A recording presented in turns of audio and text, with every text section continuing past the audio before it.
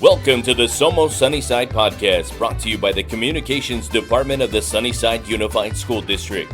Thank you for tuning in while we share stories about the bright side of education. Hello everyone, welcome to another episode of Somos Sunnyside. That's right, we are Sunnyside. I'm your host, the proud superintendent of the Sunnyside Unified School District, Jose Gastelum. And we got an awesome show for you today. We got a special guest, and I can't wait to get to it. This individual was just elected as the newest member of City Council.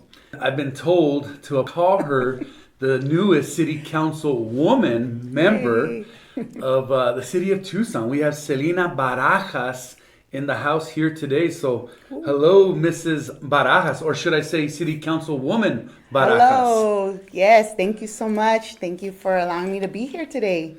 Absolutely. Thanks for being here. We are so excited as Sunnyside and the Sunnyside community resides in Ward 5. Yes, it does. And so much to talk about, so a lot of transitioning's happening, and the elections just concluded, and although you ran unopposed in the final election there, I want to talk a little bit about the primary, because in that race, you did have some competition, and I know a lot of work takes place, but let's just tell the listeners what this means, right? What is Ward 5? What areas does it cover?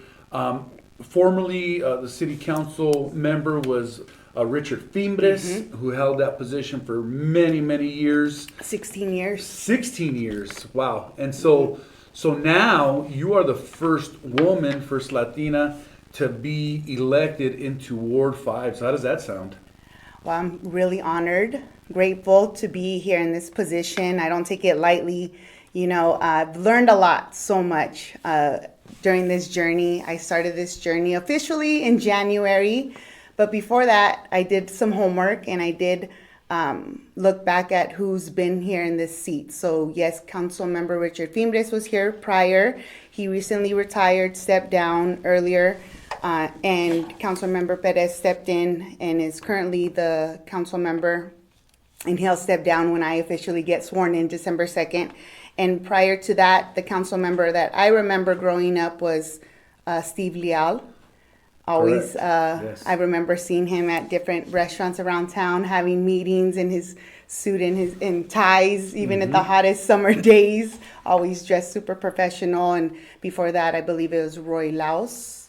And I didn't know, stepping into this role, that there wasn't a female that had ran and approached this role. So yeah, when I stepped in and decided to run, I was like, wow, I'm the first female to run. And looking back at the schools, I'm actually the first candidate, or the first now elect, to have attended a SUSD school. I attended Elvira Elementary School, so that is also a big honor for me, because Sunnyside Unified School District does compose the majority of Ward 5. Both Sunnyside and Desert View are both within Ward 5. There's 6 wards here in the city of Tucson.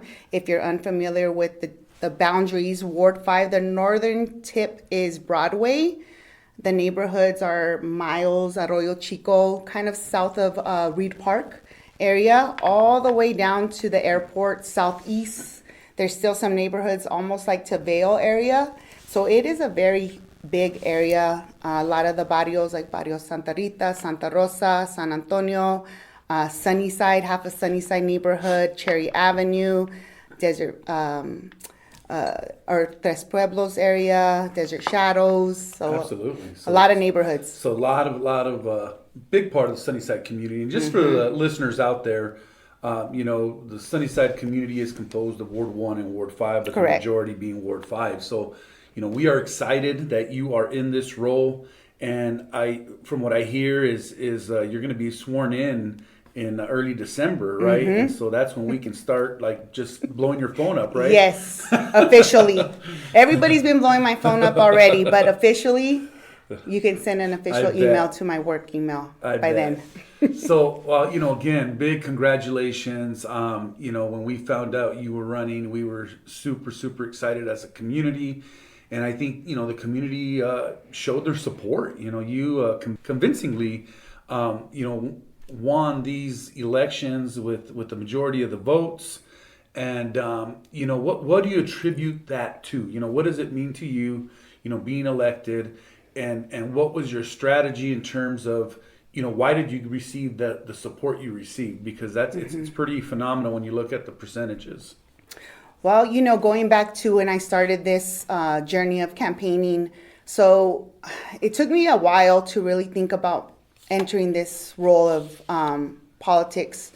In January is when I decided to put my name in the hat. I did run against two other folks in the primary, and I knew I was going to have to work hard because both were super qualified and also both had prior experience. And with my community engagement background and with my deep roots, I knew that I could bring that to the table. But also, being a fourth generation Tucsonan, being from this community, I brought that as well. And the fact that both my parents, are proud SUSD retirees, taught here in the district, they knew these neighborhoods and they canvassed alongside me, as well as a lot of family and friends. They volunteered their time every week. We went grassroots style and we knocked on the doors. Right? We knocked on the doors multiple times throughout the week, starting in March. But before that, I wanted to hit this campaign in a big way, and I wanted to launch very visible. So what we did was we brought out the community during Fiesta de los Vaqueros week, and we brought out the community at a local restaurant on the corner of 6th and Irvington, Taqueria La Esquina, in front of the rodeo grounds, across from Rudy Garcia Park, across from El Pueblo Center, which is in Ward 5. And we brought out the families to come and be a part of this historic campaign because our neighborhoods haven't experienced a campaign in, again, over 16 years because Councilmember Richard Fimbres ran unopposed in the primary. So they haven't had to really hear that knock on the door in throughout those years. So I wanted our community to experience a campaign if it was their first time signing a petition, donating, or canvassing. I wanted them to be a part of it and not to feel intimidated. So that was a big part of bringing people in from the very beginning. Yeah, so I think it's just an awesome strategy. I mean, people, they want authenticity, right? Correct. They want conversations. They want down to earth people.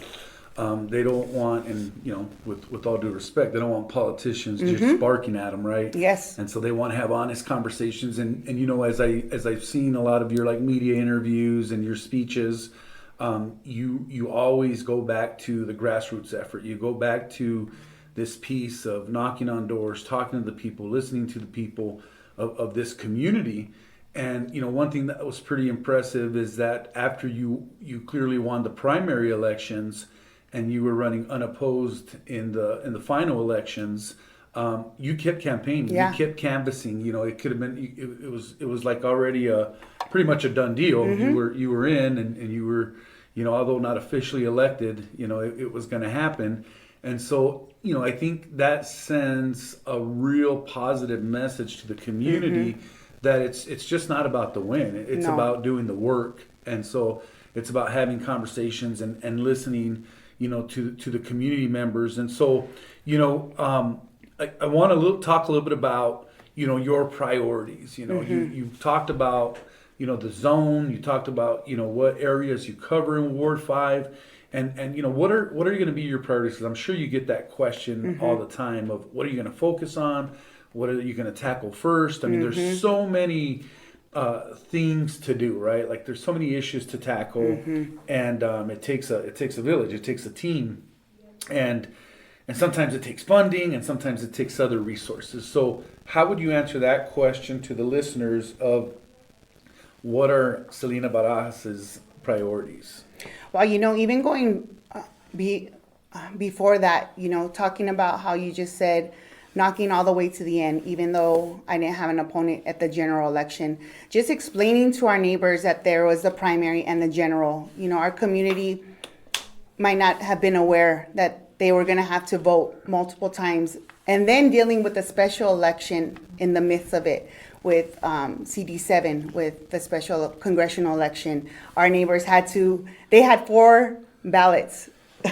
And Proposition 416. Yes, and the proposition being knocked at. So that was really important, and that's why I wanted to. For Sunnyside, right? Yeah, and that's why I wanted to knock on the doors all the way up into the end, because that is really important for me to work alongside our neighborhood schools and to let our families know, hey, there is a local election, and also there is this on the ballot to support our local schools. So beyond that, right, our Ward 5 has historically had the lowest amount of folks that go out and vote and the lowest amount of registered voters. So it was important to me, one, that they get to see a face to the name and also get to know who their representative will soon be, but also thinking down the road of hopefully that they'll come out and vote, if it's not this election, at the next election, to increase those numbers. And then thinking of their priorities. I went in here thinking, these are my priorities. This is what I want to do. And then the more I started knocking at the doors, the more I started to hear, and the more I started to see then citywide, because during the general, I got to go to all the wards. I knocked on every single neighborhood in Ward 5, and I won every single precinct in Ward 5 in the primary. And it confirmed what I saw and what I heard. So I'll tell you what my priorities were going into this, and then I'll tell you what I heard at the doors and how it kind of aligned, but also how some of my priorities are shifting. So I went in here, priorities were, making sure that our parks were going to be safe and accessible for our families, that they're going to have places to play and have green places to congregate. So that goes into also environmental justice, making sure that our families have access to safe, clean water, air, and again, green spaces, safer streets, making sure that our families have access to transit, supporting our local businesses, our local economy, making sure that our businesses thrive. As somebody that's soon going to open a small business, I know how important our small businesses are to our community.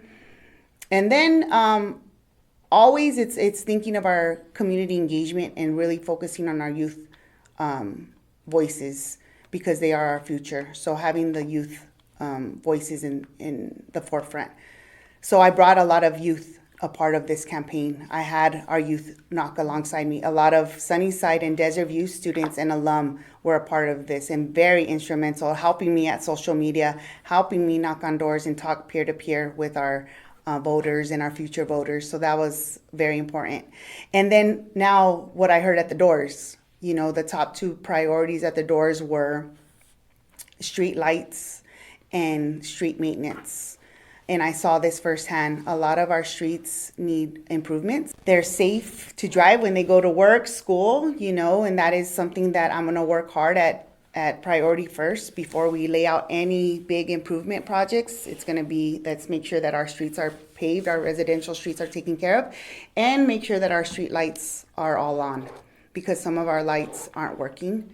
So that was something that I heard, and that's something that I saw while canvassing. A lot of our lights weren't on while I was knocking on doors. And then the other thing that I heard a lot from our residents were, feeling unsafe when they do go out and they want to use some of our public amenities like our parks, dealing with some drug activity in our unhoused population. So making sure that we figure out some resources and making sure that we get folks in shelter and work closely with our nonprofit partners in the county to make sure that, that they have a safe place to be and that our families can use these public amenities. So those were really our top issues that I heard at the doors. All right. So there you heard it from Selina Barajas. We're going to take a quick break. Don't go away. We got so much more to talk about. We'll be right back. Sunnyside students can have it all, learning and growing to graduate college, career, and community ready. Don't believe us? Just watch. At Sunnyside Unified School District, we are preparing our graduates with real-world skills and experiences. Our graduates are leaving Sunnyside to pursue an Ivy League education, becoming collegiate-level athletes, and earning prestigious scholarships such as the Gates Millennium, Dell, and Dorrance. All right, so City Council member Barajas here, City Council woman Barajas here. Let me correct myself. And we were talking about the priorities, and one of the things that you mentioned was that you had to make some shifts based on the feedback you got from the community, and and it demonstrates your servant leadership style. Getting the feedback, making shifts, and really hearing what the community has to say. I mean, there's so many priorities, to tackle, as we mentioned, and some of the feedback you got were, things that mean a lot to residents. Like street lights, the roads, the maintenance of roads, and pavements, and making sure it's safe. The unhoused community is a whole another big topic. That I know it's not just a Ward 5 issue. It's a citywide and probably statewide and nationwide issue, right? In terms of those that feedback that you received. And so I think one of the difficult things also is how do you solutionize these things when sometimes there's funding issues, right? And leading an organization like public schools like we do in our world, it helps to have funding, and when you don't have funding, you have to go look for the resources. And so being that you're going to have individuals say, well, when are you going to fix my road? When are you going to, how do you prioritize that? How does the city of Tucson make that a priority? I mean, I've seen there's been a lot of efforts with proposition. Yeah, because there's already some neighborhoods that are on the list, so that's a good thing. Yeah. So there was a proposition passed in a couple of years ago where there's been an effort to improve roads. We're seeing it in our neighborhoods. We're seeing it around our schools. The improvement of parks, Gani Barreras Park, has a nice splash pad, and then Barrio Nopal Park just opened up in front of Challenger Middle School, which I know it's Ward 1, but still it's the communities come together at these parks. And so one of the things, and here's where I'm getting at, and I'm sure you're going to hear this because I hear it all the time, and it does bug me sometimes when people will make a comment like, well, why doesn't the South Side have these resources like the North Side would? Why does it take so long to get these resources here when we've seen them over there? And an example, and this is before you came into the picture here, was Brandy Fenton Park. I remember going to that park for the very first time, and they had a splash pad, and so it took several years before Gani Barreras Park got their splash pad. So we. Growing up here, it's hard not to take it personal, right? Yeah. And so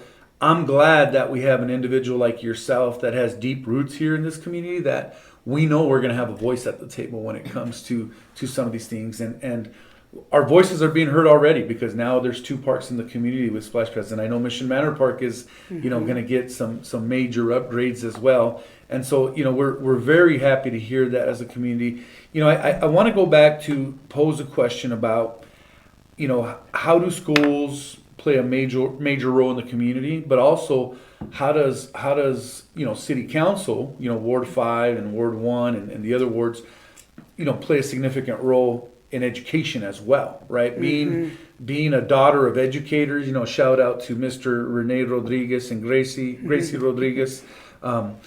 They dedicate their lives, as educators here in Sunnyside, and both probably put in over 30 some years of service. And so your brother, he's a teacher, Rene Jr., and his wife, Andrea, works in the district, serving students, and their kids come to the district. So your Tia Artie was my kindergarten teacher, right? Shout out to her. And so I know that you feel strongly about public education and education as a whole, especially here in the Sunnyside community. So how can schools help? How do they play a major role? But also, how does City Council play a major role in education as well? Well, and I don't want to start listing all my cousins and everybody, but shout out to all my family that works here with Sunnyside, because I have a family member probably at every single school site here. But the pride. I just feel like Sunnyside Unified School District brings so much pride to our neighborhoods. I saw that and I witnessed it just this past weekend with Desert View winning the football game. I just saw so many people so excited, and that goes into the neighborhoods and that goes into the homes. And I feel like, and that's shout out to Coach Bonillas and his players out there, and families listening, and just to all the students at every single school, because I know every student and family is working really hard no matter what you all are doing. But my parents really taught me, and I saw firsthand, and not really realizing what they were doing. And I don't know if they did this intentionally, but this is what I try to do now as a mom. And I try to bring my daughters with me at all these public events, because I would go with my dad and my mom at different community events. If my dad was coaching at Desert View, or if he was at Sierra, or then he ended his career at Sunnyside, or my mom was doing a school carnival at Elvira. Like, they would bring us to all these events, and then I would see them talking to families, and then we'd go down to the street to a grocery store, and then we'd see a different family, and talking about what was happening in the neighborhoods. And me and my dad talk about this a lot, about the pride that our families carry into the neighborhoods. And that's something that we see diminishing. We see a lot of that pride leaving, because a lot of our families don't know each other like how they used to. And thinking about here in Ward 5, that is something that I want to bring back. And I've been thinking a lot about this now, entering this role of how can we be a better and stronger bridge partner with our school districts, both TUSD and SUSD. Like, I want to work hard at bringing our office here, and vice versa, having you all come into our office in our neighborhoods, because when these kids leave, they're going into our neighborhoods, they're going into our Ward 5 neighborhoods. And how can we create opportunities for them to feel safe? How can we create opportunities for the families to have better resources or some activities at the parks? But also, how can we support, continue to support programs like KidCo, Peeps, That's a big one. I know that's a big one. My baby, Sophia, she was here at, the Peeps program with the district. That's another cousin of mine, Miss Lopez, Miss Sunny. But these are all programs that work hand in hand. And I know together we could create those opportunities to bring more pride. And when you bring in more pride into the neighborhoods, then you get to know your neighbors, you get to wave to each other, you get to know each other. And another priority I didn't mention was housing, and making sure that our families stay here in the homes and reinvest in the homes. Because another surprising statistic that I found out while campaigning was Ward 5 has the second most homeowners in all of the wards. So that shows me that we're invested here in our neighborhoods. So that will help continue to reinvest in these neighborhoods. So I want our Ward 5 families, when and I know it's a hard conversation to have, but when Nana, Rosa passes away, you don't want to talk about what happens to that home. But we have to have those conversations of like, don't sell that home and move away. You stay here in the neighborhood and reinvest here in the neighborhood. So those are going to be conversations that I also want to think ahead, so our families could stay here in the district, work here in the district, and leave that long-lasting impact. That's right. Our community needs to continue to thrive, have a vibrant community. Mm-hmm. We need more babies in the community, because we need more enrollment here at Sunnyside as well. Yeah. But all joking aside, I think you're right. We have a lot of our voters are older, in the age range of 50 and on, right? I have those stats. Yeah, those are the people voting, and I've been trying to tell our young folks, and that's why I brought in the young people to.